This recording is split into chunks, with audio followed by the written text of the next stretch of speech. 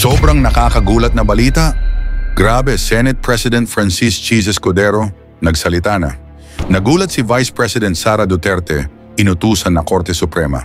Ayon sa nakalap nating impormasyon, inutusan na si SP Escudero na simulan na ang impeachment ni VP Sara. Maraming congressman kasi ang nagrereklamo kung tutuloy ba o hindi, pinadalhan na ang VP ng subpoena. Grabe si Senate President Francis Cheese Escudero, nagsalita na. Nagulat si Vice President Sara Duterte, inutusan na Korte Suprema. Tara panoorin natin. Anong tanong mo ulit? Walang assurance? Walang assurance na tutuloy ang trial ng impeachment sa 20th. Kasi may, sabi niyo, there is a possibility. Ang problema ko dun sa tanong na yun, kasi ang lalabas niyan, walang assurance na tutuloy eh. Hindi nga ganun yun eh. We cannot bind the subsequent Congress. That's all I'm saying. The next Congress can decide in the same manner or in a different manner. Hindi ko sinasabing walang assurance na hindi tutuloy. I'm not saying that, ha? You're asking questions within the realm of possibilities, eh. You're asking, posible ba? Hindi ko naman pwedeng sabihin imposible. Kasi posible naman talaga, but you cannot quote me and saying na posible hindi na matuloy kasi hindi. In the realm of possibilities, everything is possible. But you also cannot assure that the trial will happen on the 20th Congress because they can decide. In the ordinary course of events, it should. Unless, magkaiba yung tutuloy kung gusto nila sa tutuloy kung ayaw nila. Hindi tutuloy kung ayaw nila. Magkaiba yun. Bakit magkaiba? In the ordinary course of events, it should. Unless they decide otherwise. Sir, pwede bang mag-decide na hindi? Kasi constitutional duty ng Senate. Kung hindi sang-ayon yung isang panig sa gagawin ng Senado, malaya silang makakaakyat. Ganun naman yung sistema natin, di ba? Whatever the Senate decides by a majority vote, if you disagree with it, you can question it before the courts. That's how our system works. Hindi naman ito nakukuha sa pilitan. Hindi naman pwedeng magbotohan ng Kamara para pwersahin ng Senado gawin ng isang bagay na ayaw gawin ng Senado. At kung sa tingin ng isang panig, may nilalabag kaming batas o probisyon ng saligang batas, karapatan nilang umakyat sa Korte Suprema at questionin ito. Pero sa ngayon, puro posibilidad lang yung pinag-uusapan at tanong ninyo. Sinasagot ko na nakita natin nangyari yan noon. Sa kalagitnaan ng impeachment, di ba? Noong panahon nga ni Pangulong Estrada, nag-withdraw yung prosecutors. Natuloy ba ang impeachment? Hindi. Sa dulo, in-archive na nga lang yun kasi ayaw na magpakita ng prosecutors. Pero ang must, sir, ang must is mag-convene kayo sa impeachment court before you adjourn. Kailan, anong year ba yung EDSA? 2001? O tamo, tapos nag-election din nun, nalala mo? So, hindi na pag-usapan kung tatawid dahil nag-withdraw na. Nag-EDSA at nag-withdraw na. Pero yung pinag-uusapan nyo ngayon, di ba? Tutuloy ba pag nag-resign? O bakit kung natanggal? Di ba nakatakbo pa nga uli si Pangulong Estrada? Kasi hindi nagdesisyon nun na hiwalay yung issue ng perpetual disqualification sa pagkakatanggal sa pwesto.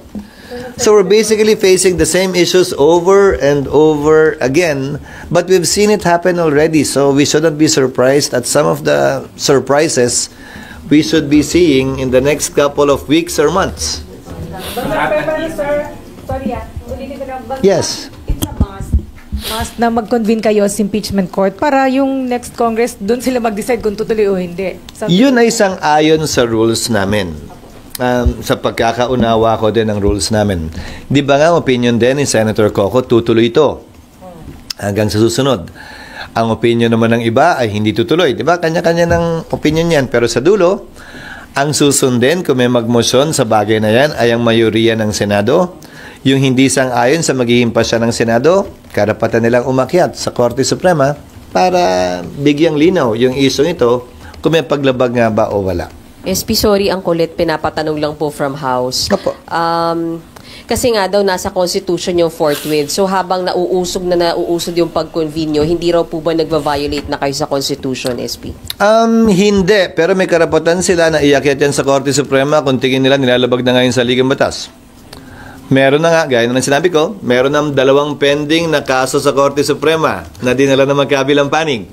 Yung isa gustong pigilan ng impeachment, nag-file ng prohibition, yung kampo ni Vice President Sara. Yung kabila naman na nagsusulong, nag-file ng petition for mandamus. para pilitin kami na mag-trial na nung recess pa. So these matters are pending before the Supreme Court. They're free to go to the Supreme Court and seek relief if they disagree with what we are doing. There are pending cases in the Supreme Court, both for mandamus to compel us to convene and prohibition to stop us from convening. Walang TRO, so we are proceeding as we think best.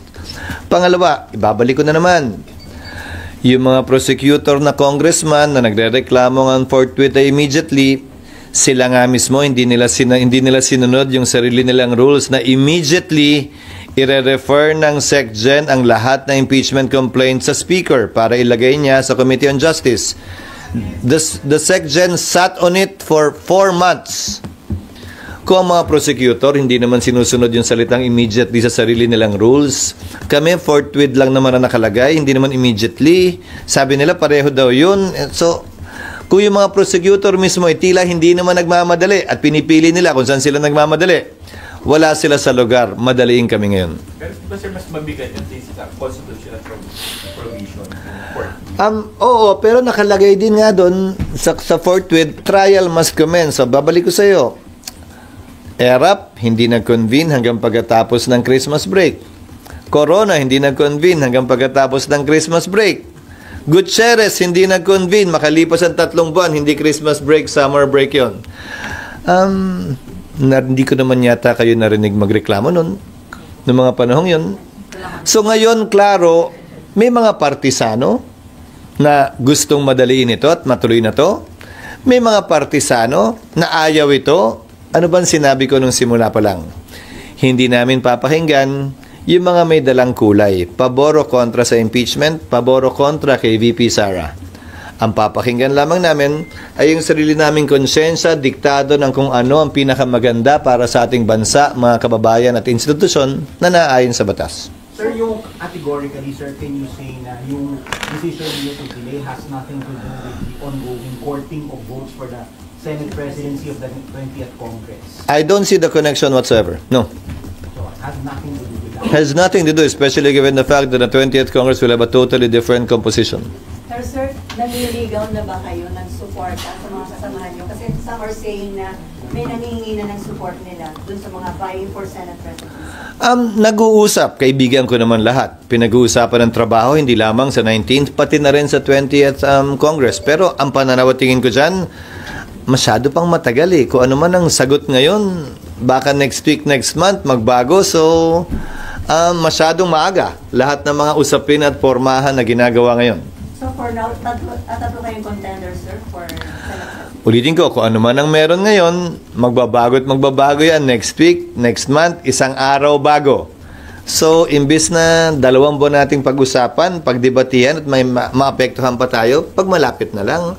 Sa ngayon, masyadong marami pang trabahong nakaambang sa harap ko bilang Senate President ngayon. Sa susunod na 2 linggo, doon muna ako totoo ng pansin. Sir, focus po ba kayo today or in the days to come para maiwasan nga po na sa plenary, impeachment pa rin yung pag-uusapan? Mas gusto ko naman yung plenary. Okay lang naman yung plenary eh. Ang caucus, tatanungin nyo rin naman kung anong pinag-usapan eh. Di ba? Di ba? De mas magandang pag-usapan na lang sa plenaryo para marinig ninyo. Yung focus today. Ulitin ko. Walang nakaschedule pero kung may magbumungkahi, pwede naman pag-usapan din. Pero sa akin, hindi ko tatalikuran ang anumang hamon sa plenaryo dahil mas magandang on the record naman talaga. Yung mga pinag-uusapan, hindi lamang para alam nyo, para alam din ng saling lahi, yung mga pinag-uusapan ng Senado ngayon. Sir, among the 12 bills na nalista nyo sa red, kaya bang matapos? Sir, yung target nyo na by October magkaroon ng botohan, doable pa ba yun, sir? Oo. Naniniwala akong kaya pa rin yun dahil 7 articles of impeachment lamang yan at mahabang panahon na rin ang binigay sa magkabilang panig para maghanda. Sinabi ko na yan noon, kung magpapatuloy ang pagdinig at trial, wala kaming papayagan delay dahil nagkaroon na sila ng sapat na panahon para maghanda, magprepara at kunin ang mga ebidensyang kinakailangan nila para patunayan ang kanilang panig. So habang walang court ruling, tuloy yung mga proseso dito? Oo, dahil wala namang TRO na ini-issue ang Korte Suprema o mandatory injunction para sundin namin. Sir, Senator-elect Soto criticized the fact that you made the decision unilaterally without the benefit of a Senate caucus or plenary debate. So, sir, paano yun? Which decision? Yung sa impeachment po, sa delay po Which natin. decision? Delaying the Which nga? Yung 2 o yung 11? 11. Hindi oh. Hindi oh. 11. Alin? Which one? Both. I don't think so. Which one? 11. I don't think so either. Ay, yung 2, this ano, sir? Anyway, Kasi sir, sabi niya, it can be, ano daw, pwedeng magkaroon ng votation sa mga 20th Congress kasi hindi daw pwedeng tumawid. sinagot ko na yan kanina. Una, kung June 2 ang binabanggit niya, paano kami magbobotohan in plenary, recess kami. Pangalawa, kung June 11 ang sinasabi niya, sa plenary, gaya ng sabi ko kanina, pwede itong pagbotohan ng plenaryo at pag-usapan ng plenaryo. And plenary is supreme. Pangatlo, sinabi ko na rin, at hindi na kailangan din sabihin pa, na yung 20th Congress, hindi namin pwedeng i-bind. Ano man ang pasya namin, iba ang magiging pasya ng 20th Congress o pwedeng pareho. So sa dulo, ano bang sinabi ko pa ulit-ulit kanina pa? Plenaryo ang magdedesisyon. Hindi iisang miyembro lamang, tagapangulo man, opisyal o minority leader o sino man. Sa dulo, plenaryo ang magdedesisyon ito because we operate under that principle that plenary is supreme. Ano? Hindi. Yun yung decision hanggang baguhin.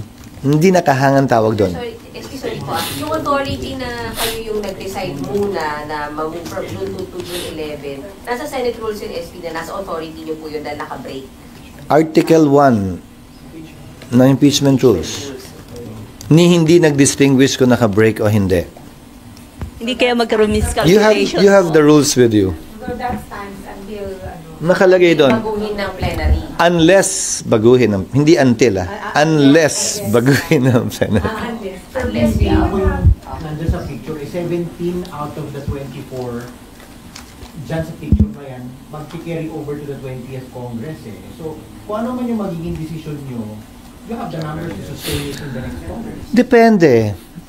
Yung boto naman kasi minsan nagbabago, depende sa kalagayan ng panahon, depende sa lakas ng hangin o hina ng hangin o lakas ng ulan o hina ng hangin o init ng pakiram ng panahon. So depende, hindi ko pwedeng sabihin ganun lang yun. Tinignan mo na yung mga picture nagbago Yes. po ba? Nagbago yung komposisyon dun sa mga senador? Nagbago po ba yung pasya nila after ng election? Ano po ba yung... Hindi ko alam. Malalaman natin sa pagbubukas ng Senado ngayon. Pero base sa mga nakakausap ko, nagbago ang posisyon tungkol saan? Sorry. Impeachment. Ano tungkol sa impeachment? Na mag-aangwit or... Kung gusto pa ba nila or hindi na? Hindi namin napag-usapan yon. Hindi ko tinanong yung tanong na yun sa kanila. Sir, sabi po ni Congresswoman-elect De Lima na ito daw pong pag-move to June 11 is a sign that the Senate wants to kill the impeachment trial. Your reaction lang po? Hindi ko trabahong reactan ang congressman-elect na hindi pa naman formal na nagiging prosecutor o bahagi ng trial. Lalo na at partikular na ito'y pagpapasya ng Senado na hindi kabilang pa at wala pang papel ang Kamara o ang nasasakdal. SP? What happens pagka hindi nagbigay ng... Nakangiti nga eh. Paano pag hindi nagpadala ng answer si VP dun sa articles of impeachment? What happens? May nakalagay sa rules niyan at mag-suppletorily applicable din ang rules of court. Hindi siya i-declare in default. Anytime pwede siya mag-appear and a plea of not guilty will be entered in her behalf and the prosecutors will proceed with the presentation of evidence in absentia. But the Vice President at any point in time can send her representatives to represent her in the trial. Minsan, di ba, magpapadala siya ng kahon to answer the articles of impeachment. Yun, pag hindi wala siyang answer. Ganun nga, maglilipas yung panahon, magpo-proceed lamang yung presentation ng evidence ng prosecutors when the trial commences after a plea of not guilty will be entered in her behalf. Kasi kung hindi siya sumagot, ang assumption ko, hindi rin magpapadala ng abogado. So, kahit walang abogado, on behalf of her, in her behalf rather, mag-e-enter ng plea of not guilty. SP? Sinabi ni DP na gusto niya blood bath. Hindi para sa akin na komentaryohan din yun dahil uupo kami bilang isang impeachment court kung sakasakali. Wala lang. Ang bahagi siguro lamang yun ng ingay ng politika na naririnig natin mula sa magkabilang panig. May mga ganon din namang mga salitang binibitawan yung prosecutors na iba't iba ding mga pananaw kaugnay sa impeachment trial. Ginagamit ang iba't ibang adjective din sa parte nila. SP? For what? For a blood bath. Grabe naman yung blood bath. Hello po, SP. If nagkaroon po sana ng special session during the session break, do you think mas mabibigyan ng time yung legislative measures and then nasunod sana yung original time for impeachment? Yes, but again, under the Constitution, that is up for the President to call. Pinag-usapan na rin natin yan nung recess, hindi ba?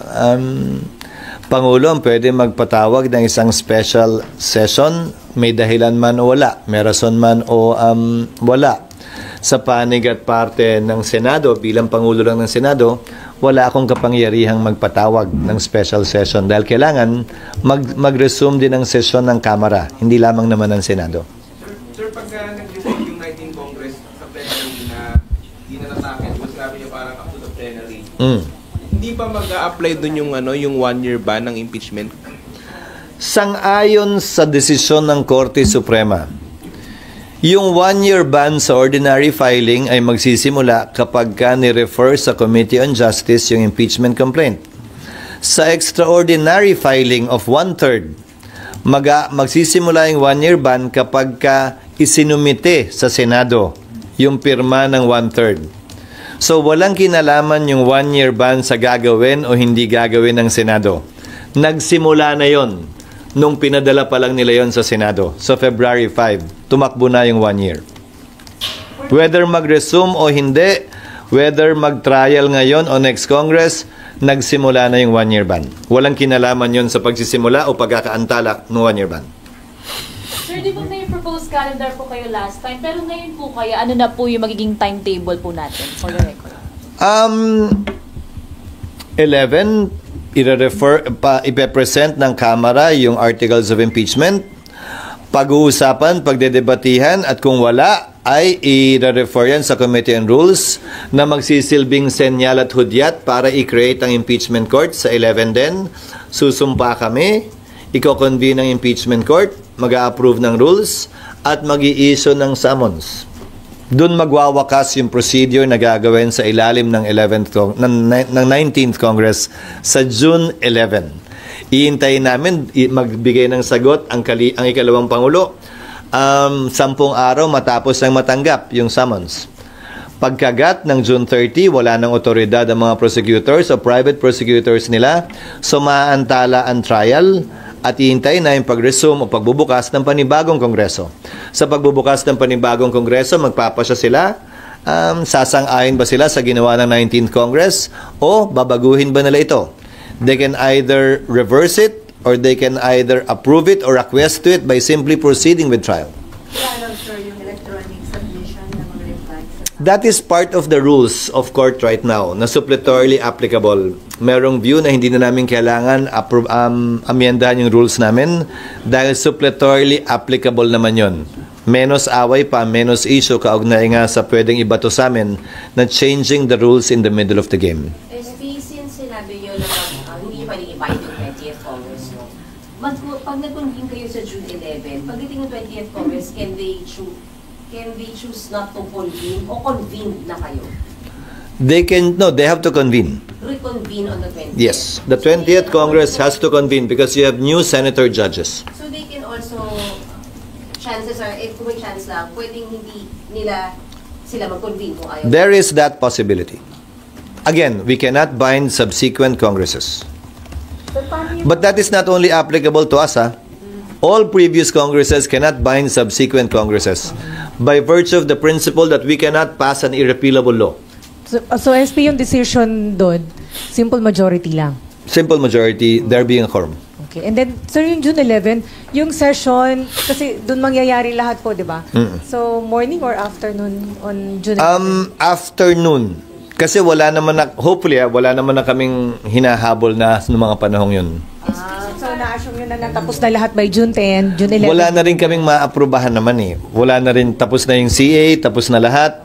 Actually, kahit buong araw na kami magdebate at magbutuhan ng paulit-ulit, kakayanin na yun. Sir, last year may quorum pa ba kayo? Meron naman. Palagi namang meron. Hindi naman kami pwede mag-session ng walang quorum. Yes, sorry to ask that. Yes. Kahit mag-convene kayo sa June 11, it does not assure that the 20th Congress will parang pursue with the trial. Kasi kung hindi nga sila mag-convene.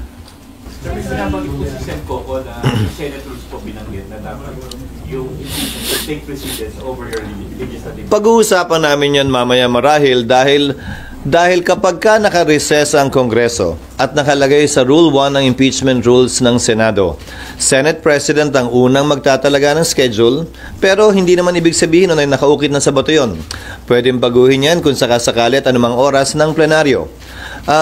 Kung yan ang mangyayari, plenaryo ang masusunod. Pangalawa, yung binabanggit na rule ni Senator Coco, Rule 10 in particular, yan ay tumutukoy na sa trial. Wala pa po kami doon.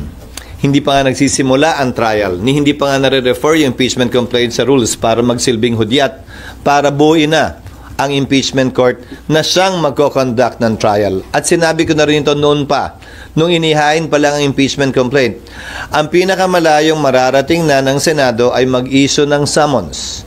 Dahil meron 10 araw para magsumite ng sagot ang nasasakdal at pagdating ng June 30, mawawala na ng bisa ang otoridad ng mga prosecutors o sino mang kukunin nila na pribadong prosecutor na tumayo kaugnay ng kasong ito. Hindi pwede magpatuloy ang kaso na may isang panig lamang at wala ang kabilang panig. Sir, what about yung sinasabi ni Senator Coco na parang ang sayang daw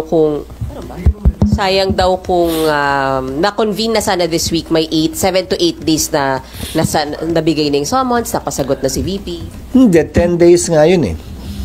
Nakalagay sa rules, 10 days from receipt. So kung June 3 na padala, June 13 matatanggap, adjourned na rin ang Senado.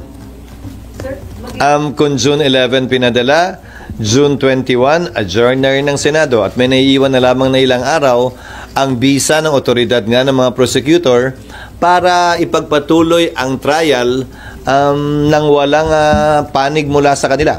Sir, so SP. by June 30, hindi na rin sila pwedeng sumagot ng pleadings kung halimbawa may final na pleading o sagot sa summon si VP, hindi na rin sila pwedeng mag-file ng sagot nila. Hindi, dahil tapos na ang kanilang otoridad at otorisasyon mula sa 19th Congress, hindi tulad ng Senado na semi-continuing body pang may sasabi. Ang Kongreso nagtatapos ito pagdating ng June 30. At anumang otoridad na binigay, authorization na binigay sa kanila, magwawakas na rin yan ng June 30. Ang private prosecutors, kung may kukunin sila, ganun din. Hindi rin pwedeng lumampas ng June 30 dahil kung yung principal na nagbigay sa kanila ng authority by an agent, wala na rin dapat yun. Sir, so yung proposed timetable nyo dati, sira na yun by June 30?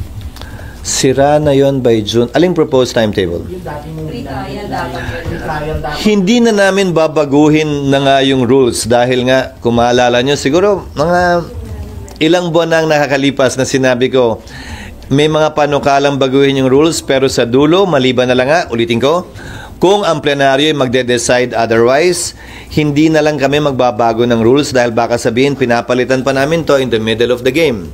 So kung ano man yung mga nakatakdang rules sa rules of court ngayon na suppletorily applicable, yun na lamang yun. Dahil tiyak ko, ano man ang baguhin namin sa rules ngayon, may magre-reklamo at magre-reklamo mula sa isa o sa kabilang panig, citing, quote-unquote, changing the rules in the middle of the game. Pero wala nang pre-trial starting June 30. Tama ba? Kasi nga, wala nang kinatawan mula sa kanila. So, ang pinaka pwede naming may padala, which is under the rules, bibigyan namin sila ng puwang na magsumite ng written interrogatories, which is part of pre-trial. Ibig sabihin nun, tatanungin na nila lahat ng gusto nilang tanungin mula sa kabilang panig, sasagutin ng kabilang panig, magtatanong din yung kabilang panig, sasagot din, hanggang doon na lang yun. Kung sasagutin nila, dahil pwede nilang piliing wag sagutin at wag pansinin yung written interrogatories na ipapadala ng magkabilang panig. And then the written interrogatories will be used during the trial proper? Yes, kung anong admissions man ang ginawa doon, magagamit yon ng magkabilang panig pagdating ng paglilitis. SP, since move na ng June 11, Yes, Nympha. yes, yung reading ng articles of impeachment, sa June 11 na rin lahat mangyayari yung pag... Lahat-lahat na. Ngayon, bakit? Meron kaming rule kaugnay ng 3 days bago namin ma-third reading ang isang panukalang batas. Pag hindi namin na second reading yan this week, hindi na namin mata-third reading yan next week. So, time is of the essence insofar as passing certain bills are concerned na para mahabol yan sa 19th Congress. Kumbaga, yung pwede namin gawin ngayong linggo, hindi na namin pwedeng gawin next week kung gusto pa namin itong humabol. Sa kabilang banda, yung pag-issue ng summons, whether June 3 yan or June 11, pareho lamang naman ang epekto dahil yung panahong bibigay sa nasasakdal kay VP Sara para sumagot, babagsak na rin sa petsa na wala ng sesyon ang Senado at ang Kongreso. Sir, kasi So, walang tatamaan, walang mapapaboran kaugnay nito. Sir, ang point ni Senator Pimentel, hindi naman kayo aabutin ng 1 o 2 oras sa pagpapabasa ng articles of impeachment during session at yung pagkukonvene ninyo as impeachment court kung matutuloy sana bukas. Hindi naman yan nalalaman pa kung anong mga punto ang i-raise ng iba naming kasamahan kapag binuksan at pinag-usapan na ito. Hindi pa nga nakaschedule para pag-usapan ito sa June 11 pa nga. Sa pagkakaalam ko, itatayo si Senator Pimentel para magtanong kaugnay nito. So, hindi pwedeng sabihin ni Senator Coco na maikli lamang yon. Dahil ngayon nga, hindi dapat pag-usapan, mukhang pag-uusapan namin.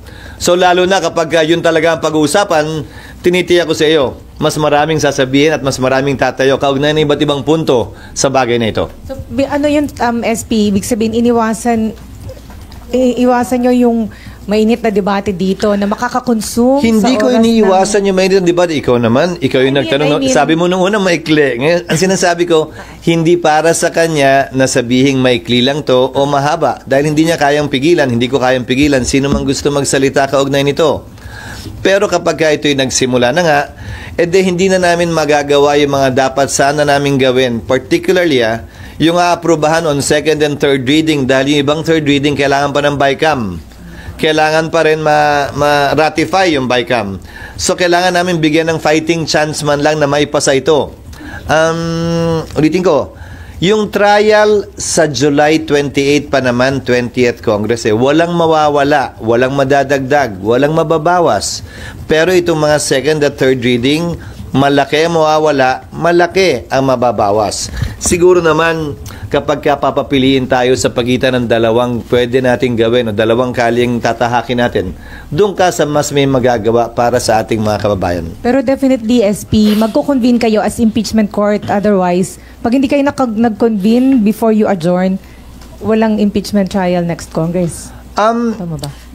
Kasama yan siguro sa pagdidebatihan dahil ang dami ko nang napapanood na nagbibigay ng kani-kanyang opinion.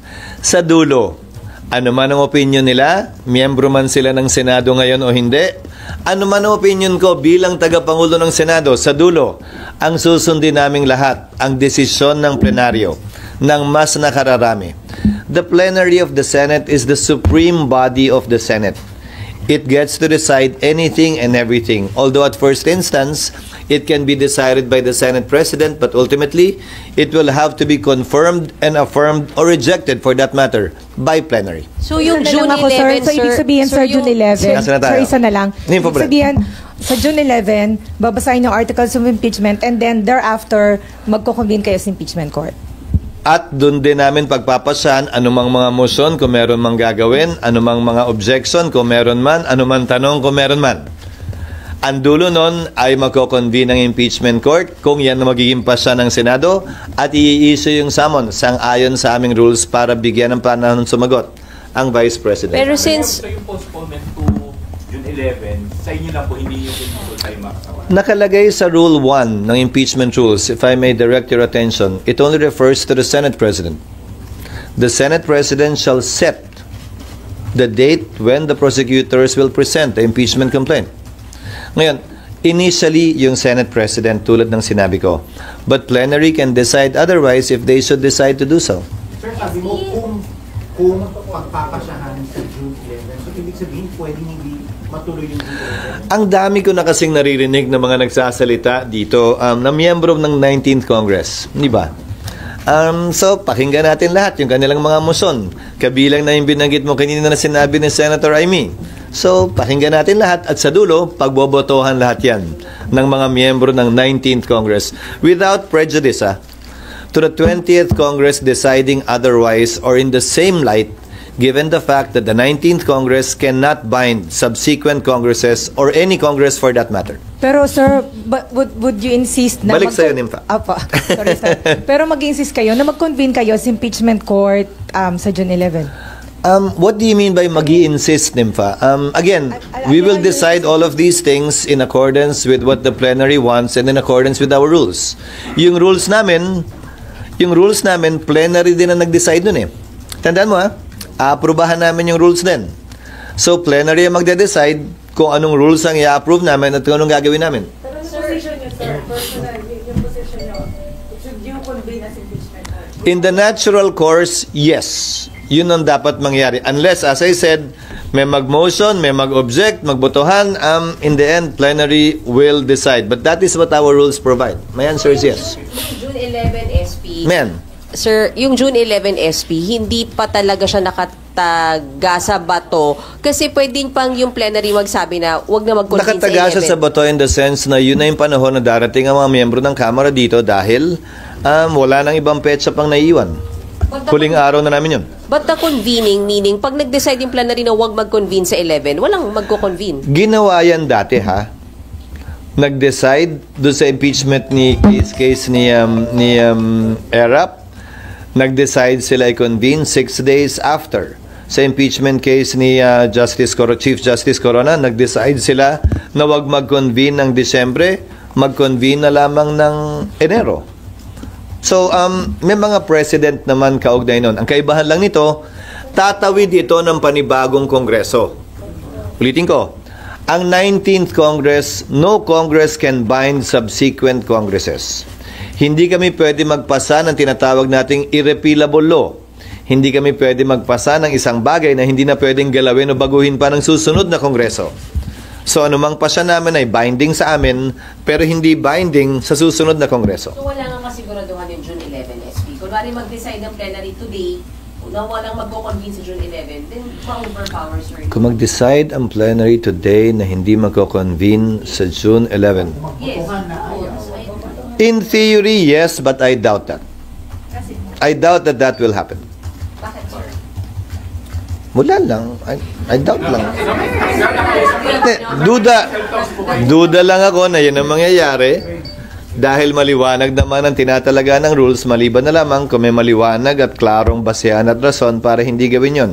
Pero sa dulo, pagbobotohan pa rin yan. But sir, nothing prevents your colleagues from saying, hindi na naman natin ito matatry, pasa na lang natin sa 20th Congress. Nothing prevents them, yes. As I said, nothing prevents anyone from making a motion, nothing prevents anyone from putting it to a vote, nothing prevents anyone from objecting, but ultimately, it will be debated and put to a vote.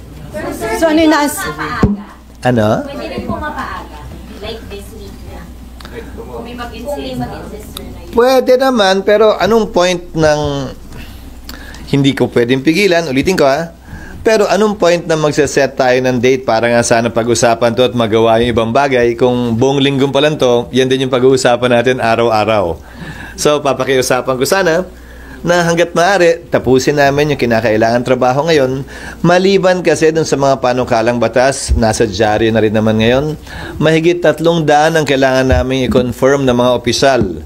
Hindi lamang mga kalihim, mga opisyal ng Constitutional Commission, pati na rin mga miyembro ng Armed Forces, mga opisyal ng Armed Forces of the Philippines at saka Department of Foreign Affairs na mahigit 1.5 buwan hindi makakapagtrabaho ng buong buo kung hindi sila mako-confirm. SP, kailangan nyo talagang sorry. May mga nagbabanggit po na yung mga delays and postponement. Eventually, kababag sa kanya, hindi na talaga matutuloy.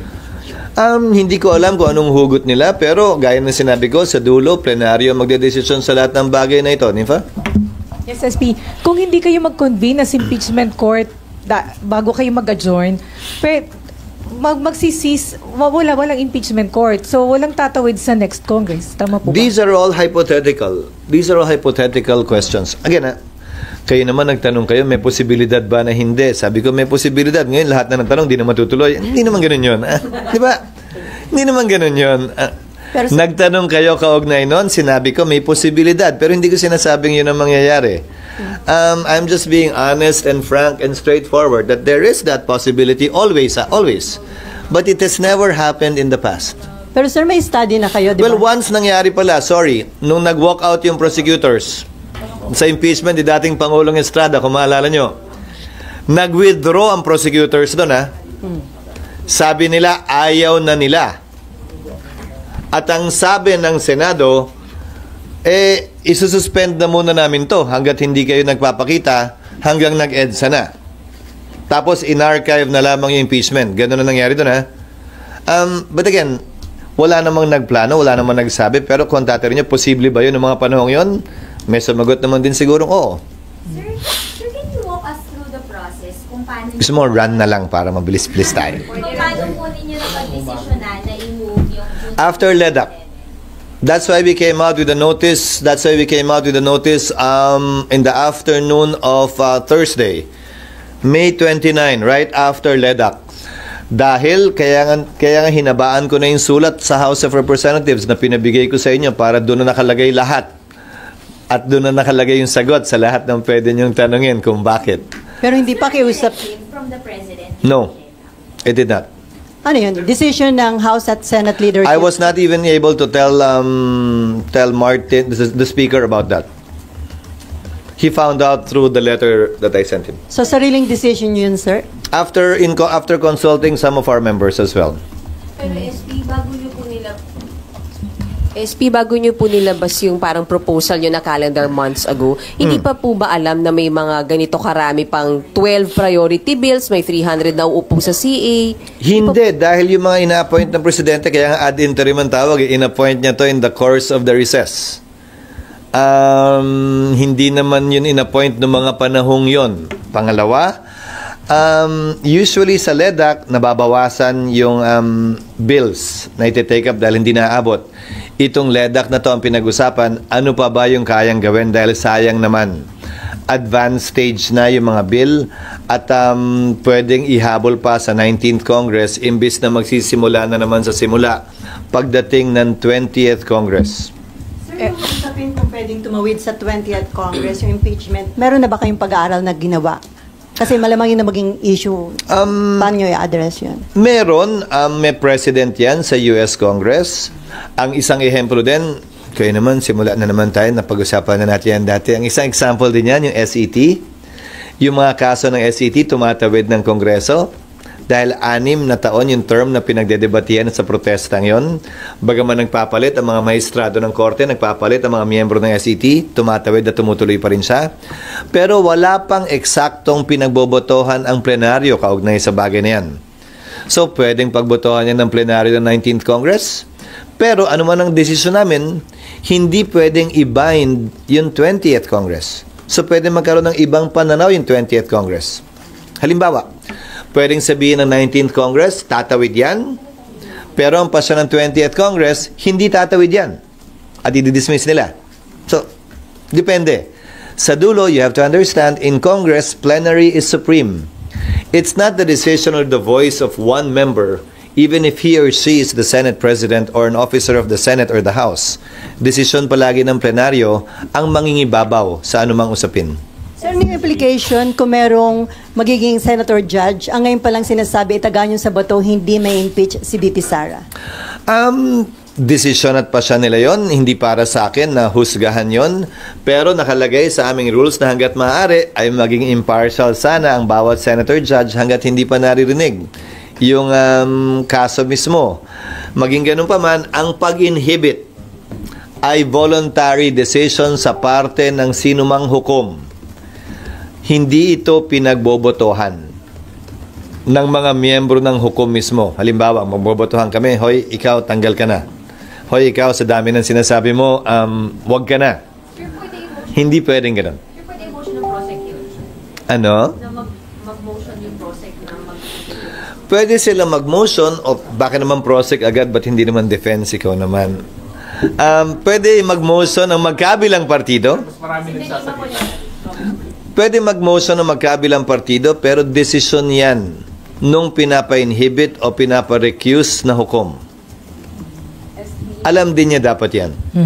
SP, meron kasing article. Parang nakarami ka ng kapinimpa ngayong umaga. Pasensya na, SP, we have to ask. Meron kasing article sinasabi na yung pag-delay daw dito sa impeachment, na yung pag-start ng impeachment process is for your self-preservation. Nag-propose daw kayo ng 1 week cooling off period bago i-address yung impeachment complaint. Hindi ko makita yung rason. Hindi ko makita yung rason. Wala yata akong kinalaman. Hindi ako yung nasasakdal sa impeachment complaint. I don't see the connection. I don't see the connection between postponing it. Again, walang mapapabura nito. Wala rin itong masasaktan. Dahil ang pinaka-pwede lang naming magawa mula't mula ay mag-issue ng summons. So, walang nawala, wala rin naidagdag. Walang binawian ng panahon, walang inambagan din ng panahon. Ang nakuha lang namin dito ay mas mahabang panahon para gawin yung totoo naman talaga naming trabaho na magpasa ng makabuluhang legislasyon at batas. Kahapon yung statement po ni Presidente sa Malaysia na ayaw niya naman talaga si Sara. May effect ba ito sa naging desisyon? Matagal naman na rin niya sinasabi yan, di ba? At sinabi ko na rin kanina, yung pagpapadala ko ng sulat ng Webes, bugso yun ng LEDAC, yung kailangan namin tapusin. Walang sinabi ang Pangulo o walang utos ang Pangulo kaugnay dyan. At hindi ko nga rin nasabi kay Speaker Martin noon nandun pa dahil nagpasya kami pagkatapos na nung minamap out na namin yung mga kailangan gawin kaugnay sa mga pinag-usapan sa LEDAC. Sir, personally, kasi sa survey, 9 out of 10 nagsasabi na dapat harapin at sagutin ni VP Sara yung mga kaso sa kanya dito nga sa impeachment. So, sa tingin niyo, better nga na masagot ito ni VP Sara. Anong survey yan? SWS ba yun? 9 out of 10 survey. Parang dami kong survey na nakikita na iba't iba ang sinasabi. Bali-baliktaran sinasabi. So, ito depende na lang. Latest survey. No, ang sinasabi ko dahil iba't iba yung survey, mahirap naman magdesisyon base sa survey. Dahil bali-baliktad naman din ang sinasabi ng survey at hindi dyan ang basihan. Hindi yan ang basihan ng anumang pagpapasya ang ginawa ko. Dahil hindi naman ako tumakbo at hindi naman ako tumatakbo. Ngayon, ikaw, bilang Pilipino, ano ang masasabi mo at reaksyon sa balitang ito? Mag-iwan ka ng komento sa ibaba at atin pong babasahin isa-isa.